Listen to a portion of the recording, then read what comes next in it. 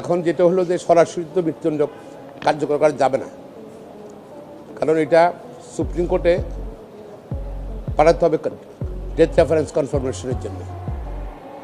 তো সেটা সুপ্রিম কোর্টে হাইকোর্টে আসবে। হাইকোর্টে আসার পর আমি সন্ধিহান এই কারণে যে একটি কারণে শেষ পর্যন্ত ফাঁসি হবে না স্বপ্নার, জানলে অবাক হয়ে যাবেন। রামিসার কাণ্ডে নিম্ন আদালতের রায়ে মূল আসামি সোহেল রানার পাশাপাশি তার স্ত্রী স্বপ্না খাতুনকেও মৃত্যুদণ্ডের আদেশ দেওয়া হয়েছে। এই রায়কে ঐতিহাসিক বললেও শেষ পর্যন্ত স্বপ্নার ফাঁসি কার্যকর করা হবে না। আইনি মারপ্যাচ এবং দেশের বিচারিক ইতিহাসের একটি বিশেষ দিক বিশ্লেষণ করলে দেখা যায় একটি মাত্র জোরালো কারণে স্বপ্নার ফাঁসি না হওয়ার সম্ভাবনা সবচেয়ে বেশি। বাংলাদেশের বিচারিক ইতিহাসের দিকে তাকালে দেখা যায় এখন পর্যন্ত দেশের ইতিহাসে কোনো নারী আসামির ফাঁসি কার্যকর করা হয়নি।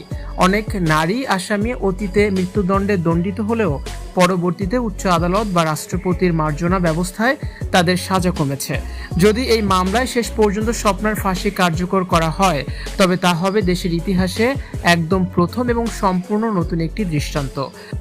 আর আইন সাধারণত প্রচলিত রীতিনীতি ও পূর্ববর্তী নজিরের উপর ভিত্তি করে চলে বলেই স্বপ্নার ফাঁসির সম্ভাবনা অনেকাংশেই কমে যায়। মামলার বিবরণী ও তথ্য প্রমাণ অনুযায়ী মূল অঘটনটি চালিয়েছিল স্বপ্নার স্বামী সোহেল রানা। স্বপ্না এই